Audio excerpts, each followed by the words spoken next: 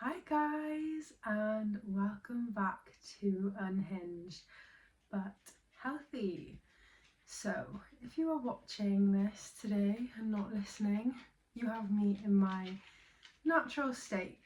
I have just scrubbed my tan off, I have no makeup on, I am in the process of growing a lot of things out of my hair.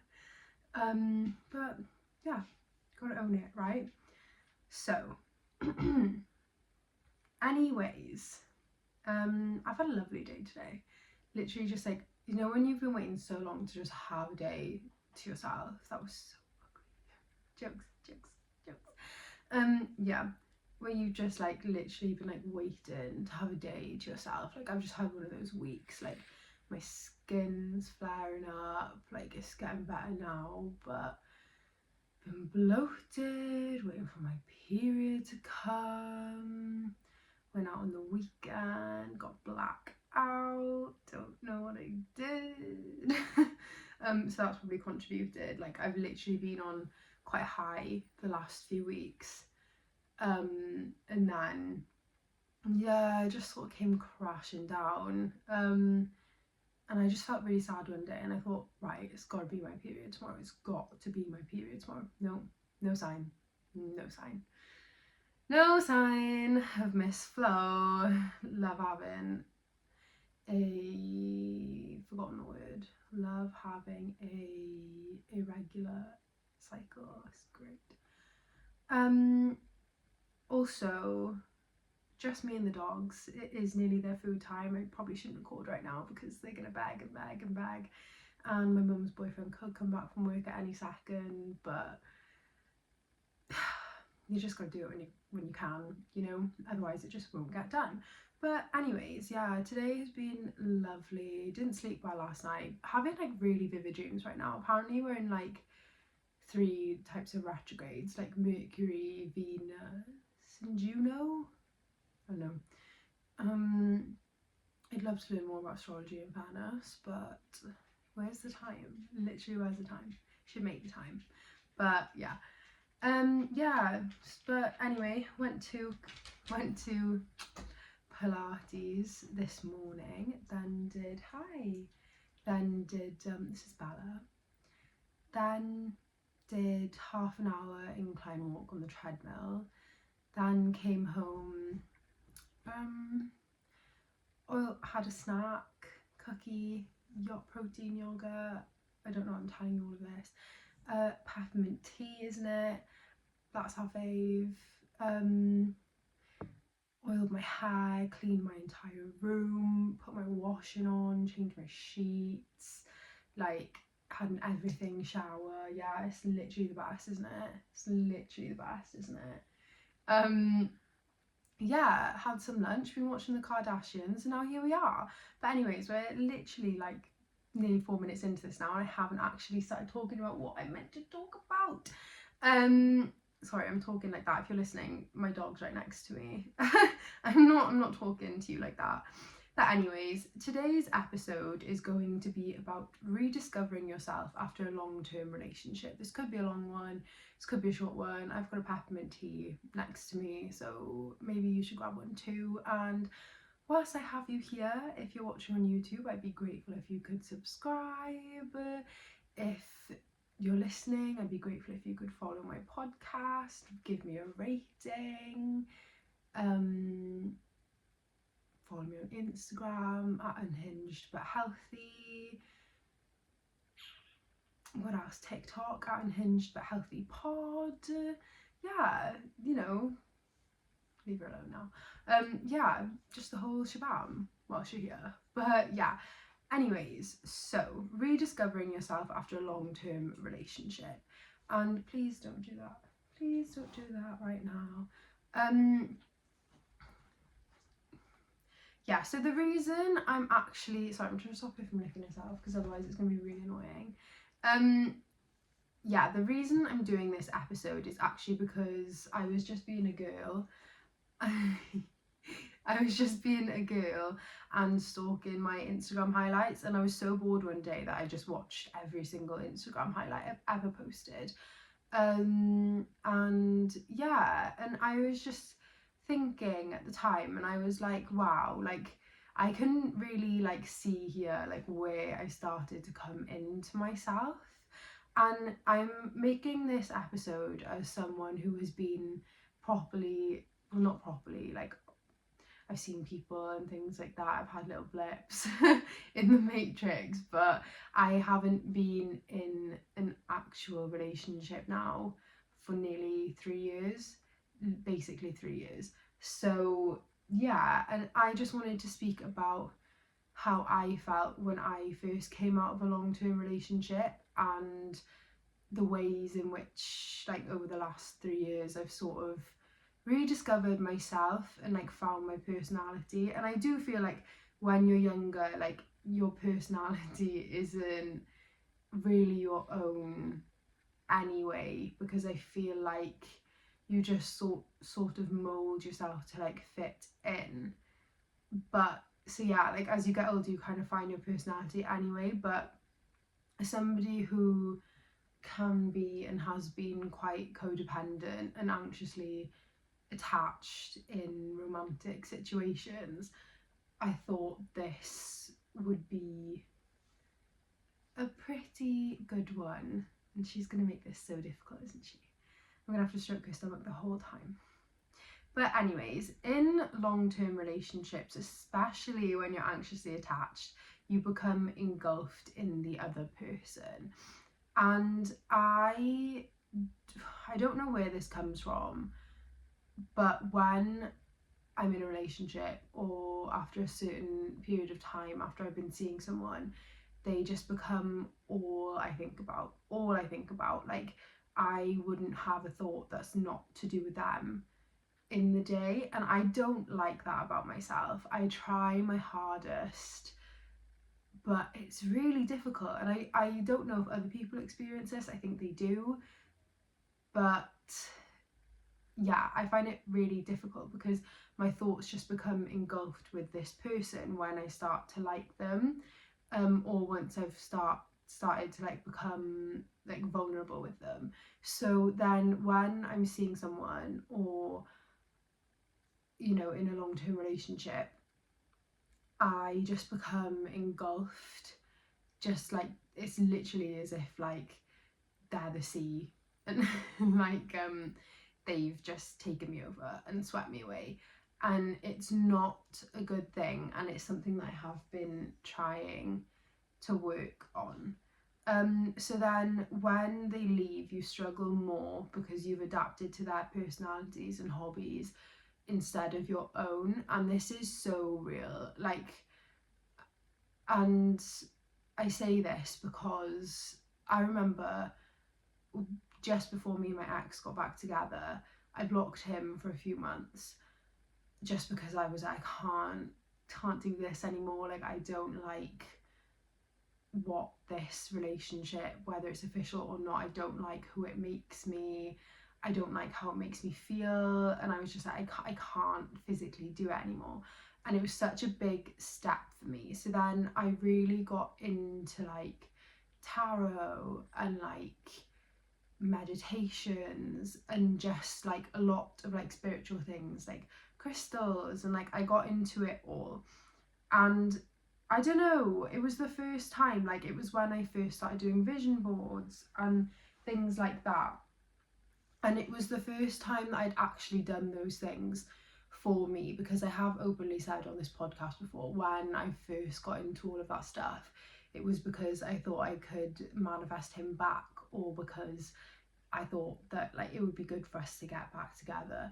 And the same applies from when we broke up the first time to when we broke up the final time. And yeah, and I, you know, I had all these hobbies, and I broke my leg just before we got back together. And so I had so much alone time because all my friends were up in uni and I was at home like 2 hours away. Like, so no one was really here. Like the only person I really saw was my mum and my grandparents. I couldn't go anywhere. Like, yeah, so I just had all of this spare time to, I don't want to say the word engulf all the time, to pick up and find all of these new hobbies, because otherwise it was just laying in my house all day doing nothing, you know. So yeah, and I had this new routine, and even when I went back to uni and back on placement, I was still doing all of this. And then we got in contact again, and honestly, probably about a month into us speaking again, I stopped it all because I was embarrassed of it. I'm gonna see if this tea is cool enough to drink. Not yet. Yeah, because I was embarrassed, and in all honesty, I'm pretty sure he would have accepted it, like people do when they like you and they love you, you know, like people do accept the things that you enjoy. But because I was so young, I was embarrassed of them.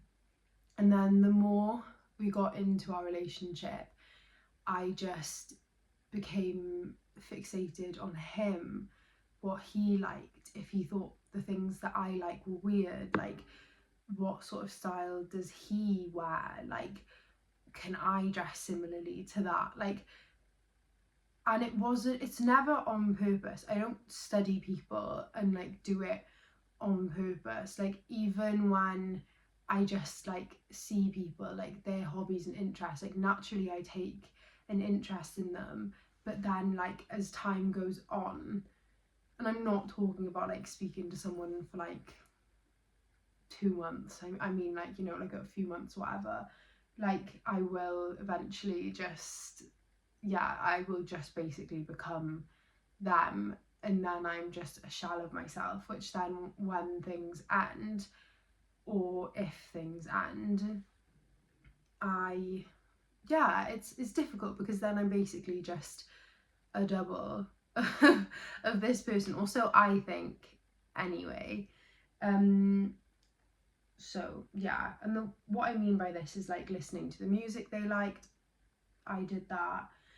Watching the shows they like, acting the way that they do, keeping up with the sports that they like. I know a lot of people that do that. Yeah, and this can make it harder to move on, because then that's your entire personality and it's centered around the things that they enjoy. And like initially you take an interest in these things because that person means something to you, and you want to be interested in the things that they are interested in, and like you want to be able to talk to them about it, and you want to be able to be a part of that, you know, in their life. But at the same time, when it's replacing the things that you enjoy, it's not really worth it, because I feel like the people that you tend to do this with are never the actual right people for you anyway, because they should surely be taking an interest in the things that you're doing just as much as you are them, you know. And I think a reason I do this is because I want to spend more time with a person. So it's like, oh, like what are you doing on the weekend? Oh, I'm gonna go watch rugby. Like, oh my god, I love rugby. Like, oh, do you want to come with me? Like, yeah, you know. And it's like that kind of thing, you know. But yeah, I really struggled like when me and my ex broke up. Like I listened to his playlist all the time. I would check the songs that he was adding to see if they had any secret messages in.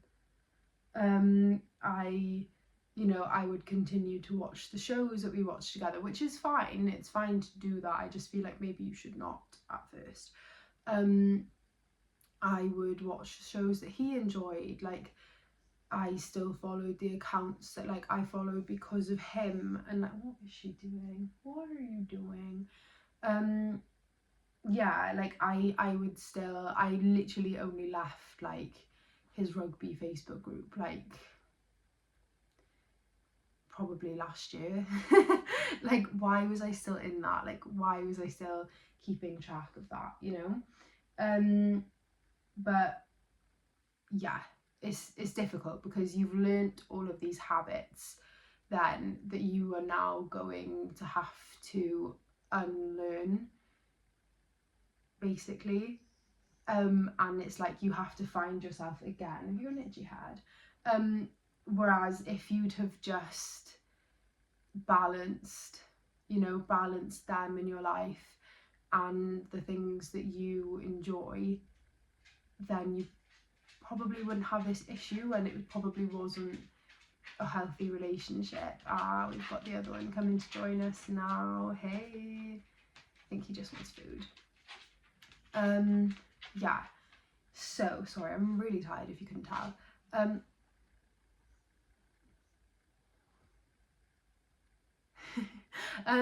Yeah, anyways, and I love that thing that's like, I love a girl that has a boyfriend, not the girl that is a girlfriend. I love the girl that has a boyfriend, like rarely posts him on social media, like only sometimes, like still does her own thing. Like one thing I don't think I'll ever do again is go to the gym with a boyfriend. And I don't mean don't do that, girl.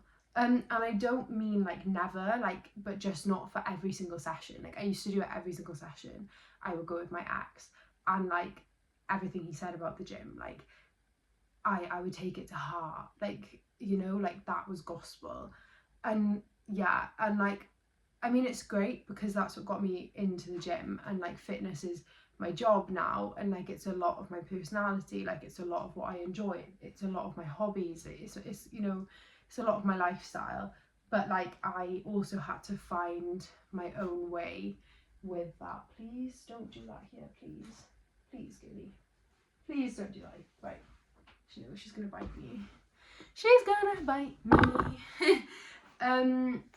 sorry, I just kicked that. She's gonna be really annoying. Right.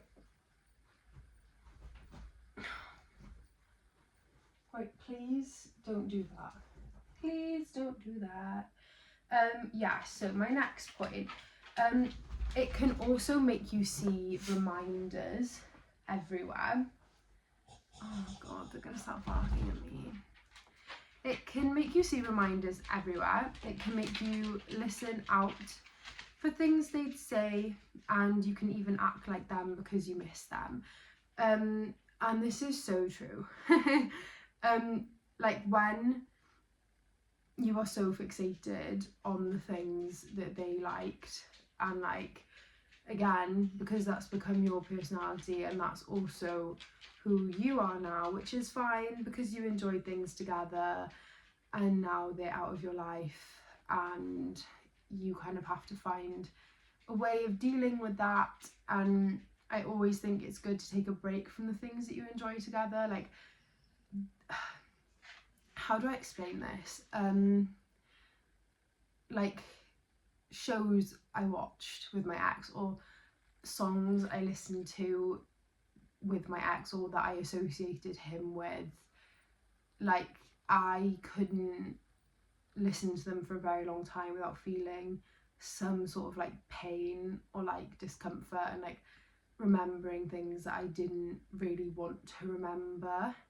So like for a while I just had to like mute those things, skip those things, delete those things, and just, oh, she's so cute, and just, good Gilly, oh, I shouldn't have done that, I should not have done that, there we are. Yeah, she's gonna want my attention now. Okay. What was I saying? Yeah, I had to take a break from those things until I eventually felt okay again. Please don't do that.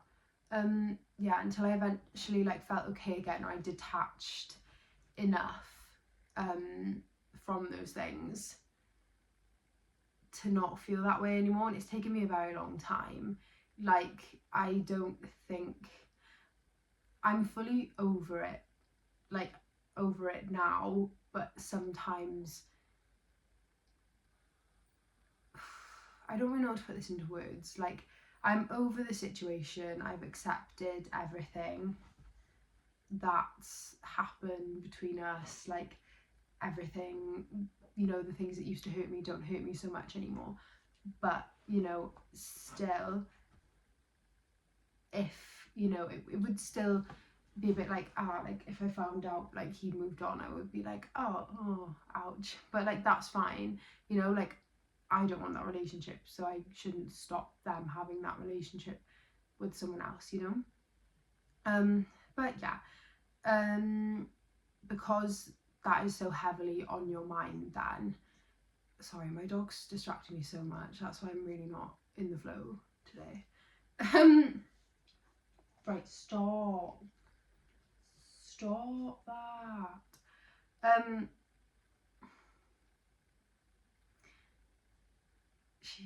Seriously.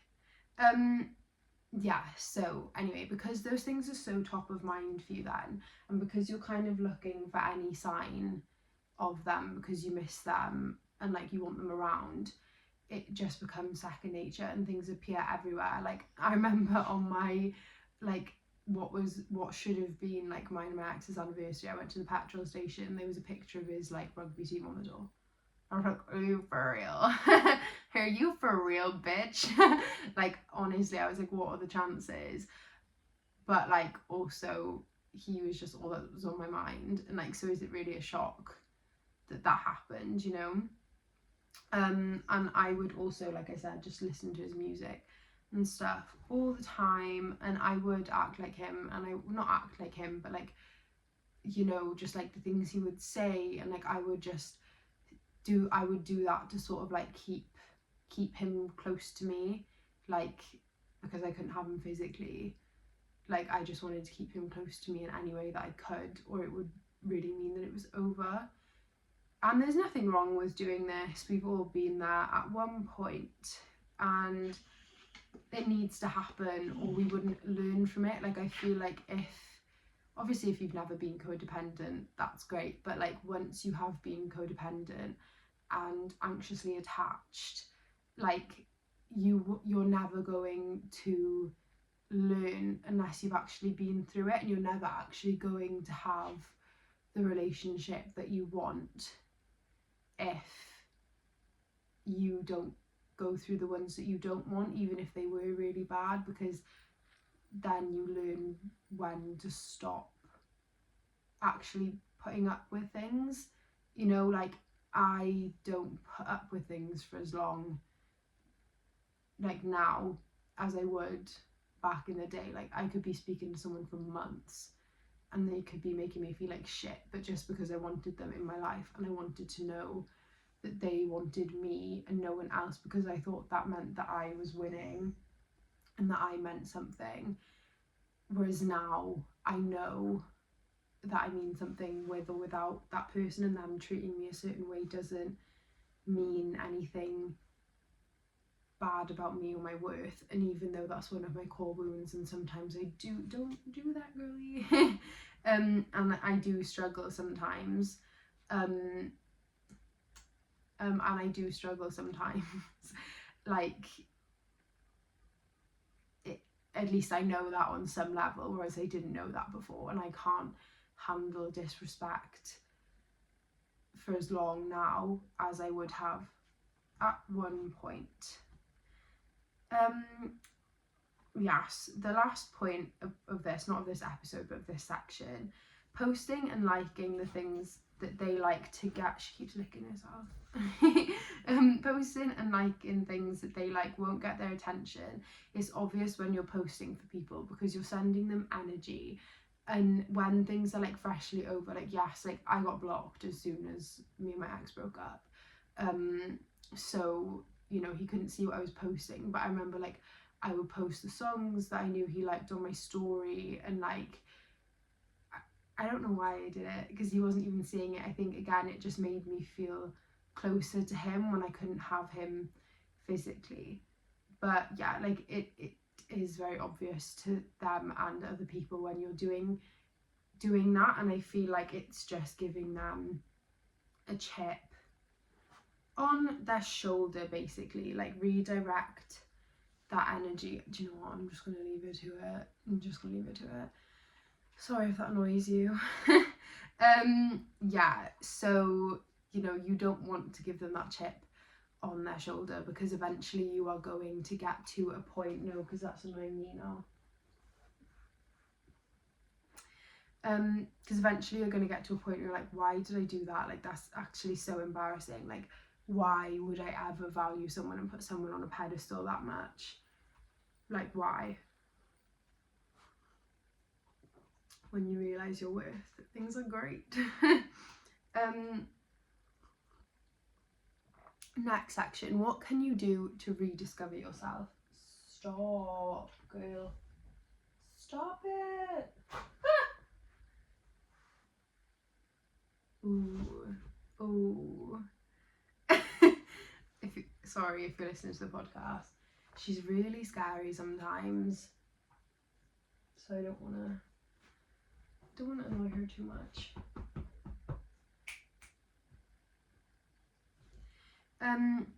What can you do to rediscover yourself? Reconnect with your inner child.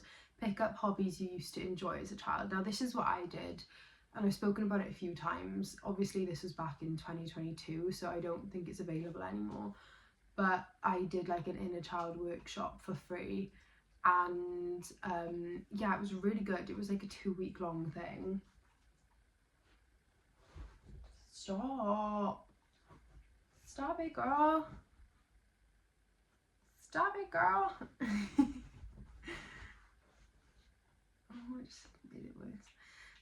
Yeah, and it was actually really good because it reminded me like the things that I used to enjoy doing as a child, and like actually remembering things that I used to enjoy, because it had been such a long time since I... Come on now, stop it. Because it had been such a long time since I'd actually done anything that I enjoyed, and I think I was at such a low point in my life that I would do anything to make myself feel better.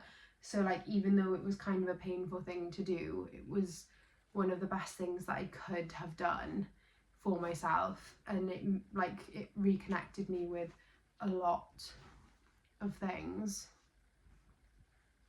that I enjoyed doing, and it shifted my energy back to myself.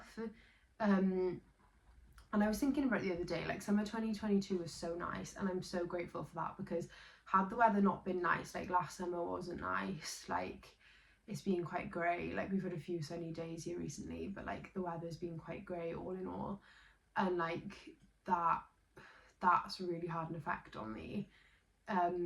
Like seasonal depression hit this year, it was really hard.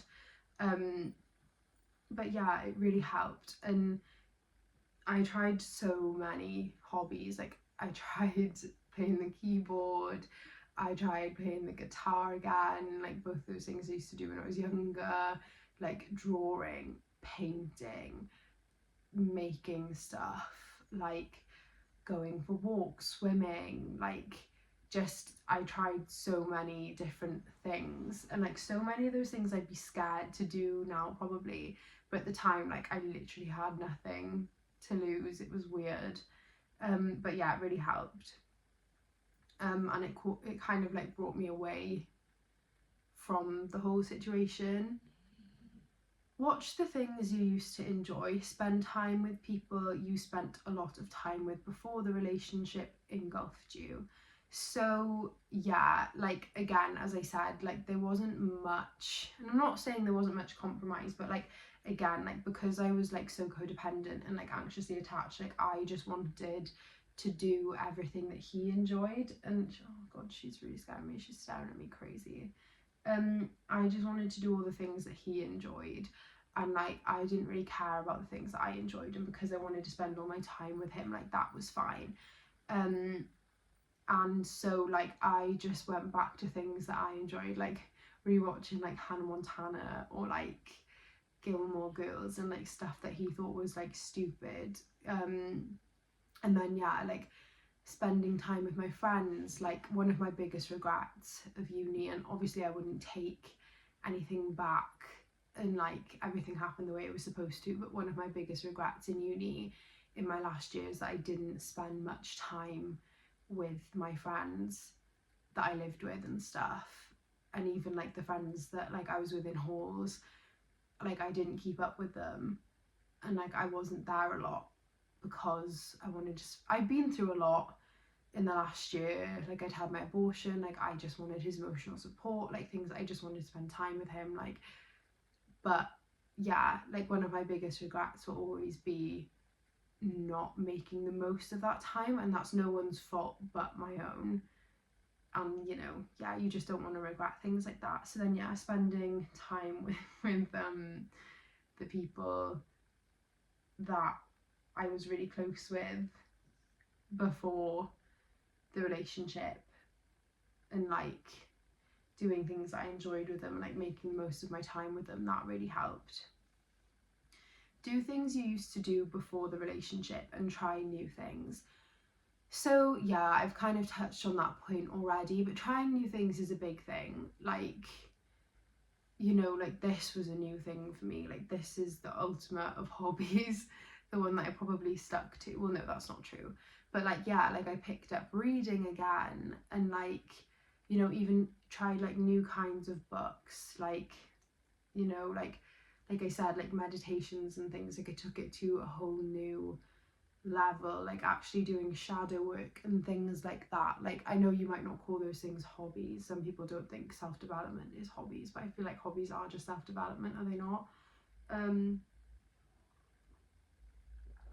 But yeah, it just helps because again, like you're rewiring those neural pathways, and you're actually putting yourself first and kind of teaching yourself that, like, you know what, like I enjoy this, like I should make time for this. Like yes, the people you care about are important, but the things that you care about are also just as important, if not more. Like one of the biggest lessons I've learned recently is that nobody else puts their alone time or me time on hold for me.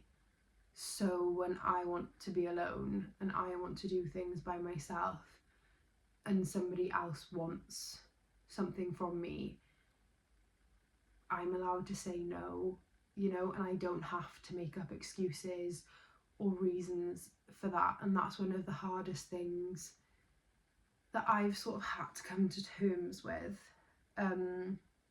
People won't put their life on hold for you, so why should you do it for them? Try to steer away from the things you enjoy together. Again, I've already touched on this. Or the things that they enjoyed for a while, because it can be triggering. And this is very true. Like I said, I leaned into the things that I really enjoyed again. It's raining. Yeah. Oh god, I should have moved. Yeah, and like this was really hard for me. Like I found a lot of things quite triggering. Like there's a lot of things that I still watched and like kept track of because of him, and I thought, well, he might be doing this too because like he enjoyed it, but like I can guarantee you he wasn't listening to the music that I enjoyed, and like he wasn't doing all the things that I was doing to keep me there in some way, shape or form. Like I had to realise that I needed to put myself first, and that those things, even if I enjoyed them too, were triggering for me, and they were reminding me of the relationship, and they were making me miss him at the time. So, you know, it was okay to just take a short hiatus from them, because in the long term, it was for the best, you know. Meditation and alone time. I spent a lot of time analysing my behaviours in the relationship and patterns I wanted to heal, the behaviours that I wanted to correct. So I'm not saying sit there and blame yourself. Like if you've been listening to my podcast frequently, you may know that like I've been through a situation recently, and the reason I've figured out, like the reason that it's so hard for me to move on is not just because I want to be able to prove my worth to this person. and I'm wondering why they didn't think I was worthy and stuff like that. Well, that's what I was wondering. It was also because I was having a hard time forgiving myself for the part that I played. And, you know, this also happened in my last relationship. Like, sorry if you can hear this. Yeah, this also happened in my last relationship. Like, and I'm not proud of it. Like, I was a very different person back then, and I'm very proud to be able to say that I'm not that person anymore. But like, I remember an instance where like I was in my uni room with my ex, and I think this was like the last week of our relationship, and I think we both knew it was coming, and I was just really trying to like make it not. Yeah, so anyway, I remember like we had this argument. Like, I asked him to come into town with me, and like he didn't want to, and then he said something, and I was like, well, no, I don't want to go now. And then like we were walking into town, and like I was just being a fucking bitch, and like he wasn't helping. I don't know, it wasn't entirely my fault, but yeah. And then we were in town, I just started crying. I walked back to my uni house, he went somewhere else, then he came back. I just screamed. I screamed. I don't think I've ever screamed at anyone else like that apart from my family. Like, I literally screamed in his face. And honestly, yes, to this day, not really anymore, but like for a long time, I was embarrassed about that, and I couldn't believe I did that, and I couldn't believe that that was a memory that he had of me when I couldn't be further from that person now. But I was so unhealed and triggered back then. And I just remember beating myself up about it. And I remember texting him like a week after we broke up, like this massive text message, don't do this, don't do this. This massive text message, like apologising and like speaking about all the things that I did wrong and that I'd work on it so we could get back together. And yeah, jeez. Yeah, and I'm not saying that you should sit there and be really critical of yourself. You need to forgive yourself for those things. And what I did was look at the person that I was currently, and then look at the person that I wanted to be, list those characteristics, list those traits. How was I going to incorporate them into my day-to-day? And that's exactly what I did, because I just wanted to analyse my behaviour patterns, what triggered me, like why I acted certain ways, just things like that, so that I could stop repeating those patterns in my relationship.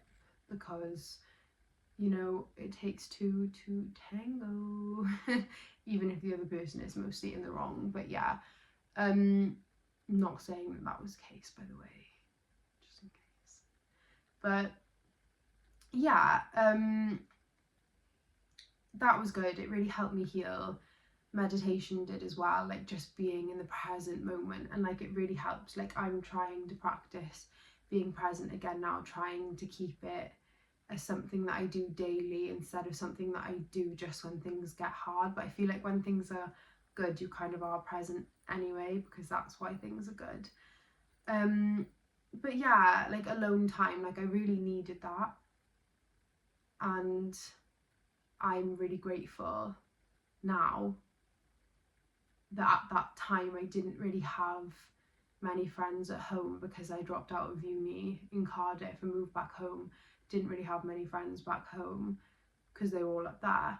So yeah, I'm grateful that I had that alone time to spend by myself and reflect and pick up these new hobbies and try these new things, and just, you know, start to get comfortable with myself and just by myself, because I don't think that's something I'd ever been.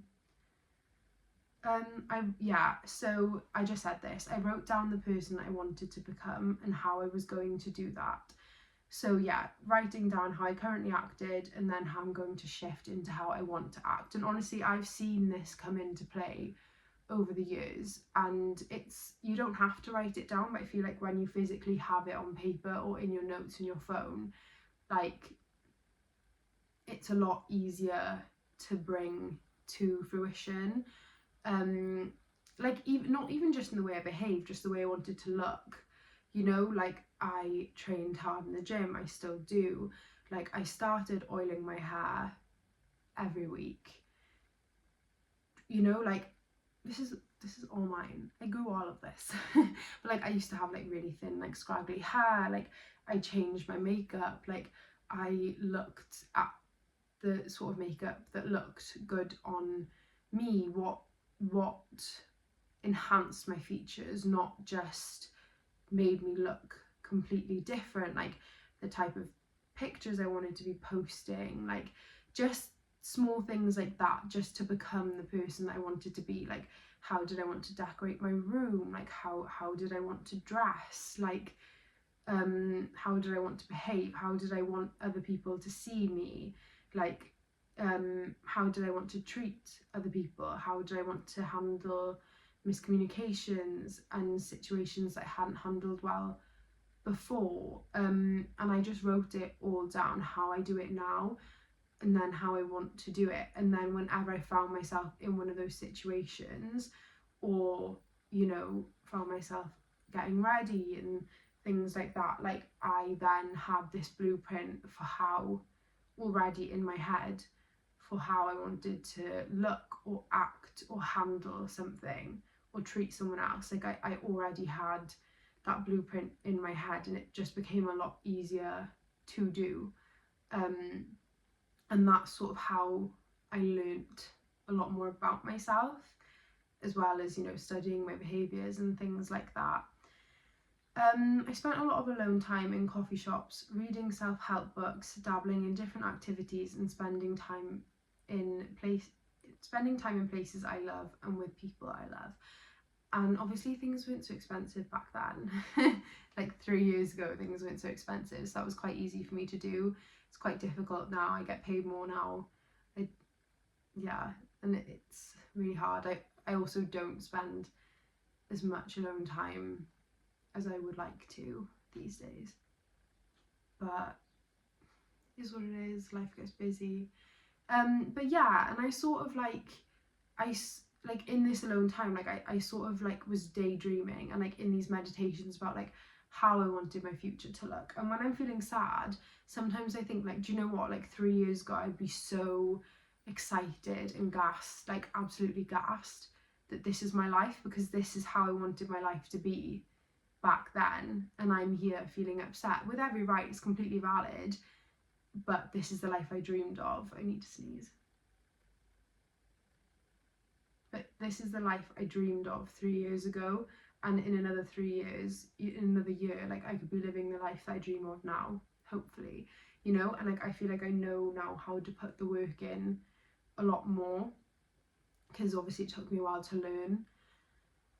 And I also feel like the first 2 years after my breakup, like actually coming into myself, there was a lot of like trial and error, and there's always going to be a lot of trial and error, and there's always going to be things I regret doing and ways I regret behaving. But that is another way that you rediscover yourself.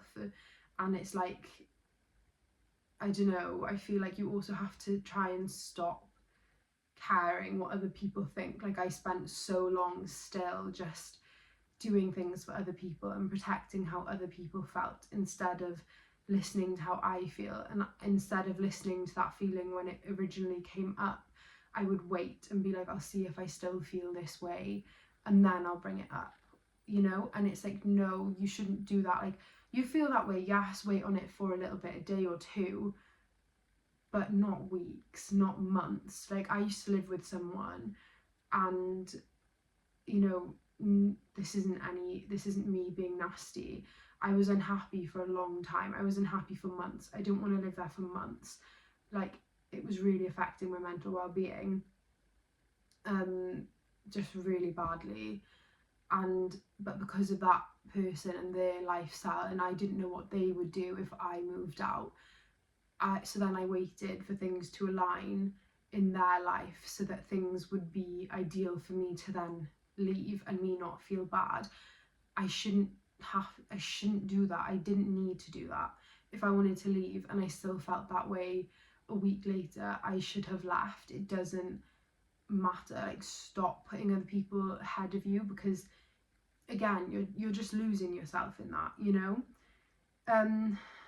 But yeah, I feel like learning to love myself was a big part of this, because you can't create a new version of yourself by hating yourself.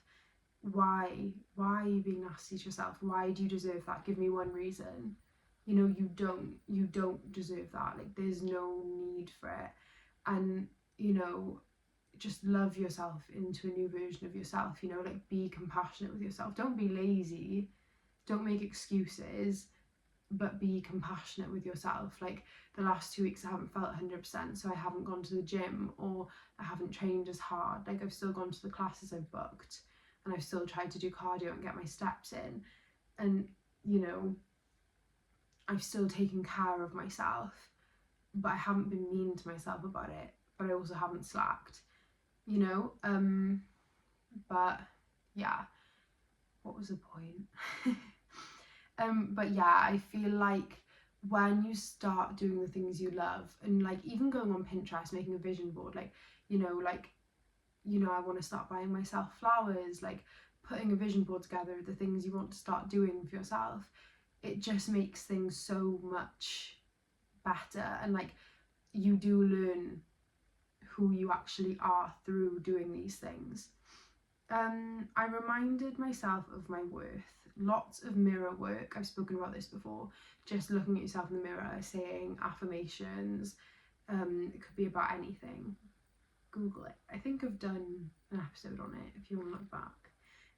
Yeah, mirror work and affirmations. It took me a very long time to rewire my brain. And the reason I say mirror work is because when you're looking at yourself and you can sort of look at your facial expressions and recognize, you can sort of register, and then it kind of changes the neural pathways quicker. Don't quote me on that, but I have read that. Yeah, and it took me a very long time to start believing these things about myself, and like changing my reality, and like changing into the person that I wanted to become, and like actually believing that I was worthy. And it's taken me years to realise that I deserve better than the treatment I receive from many people, you know, not just my past romantic relationships, friendships, family members.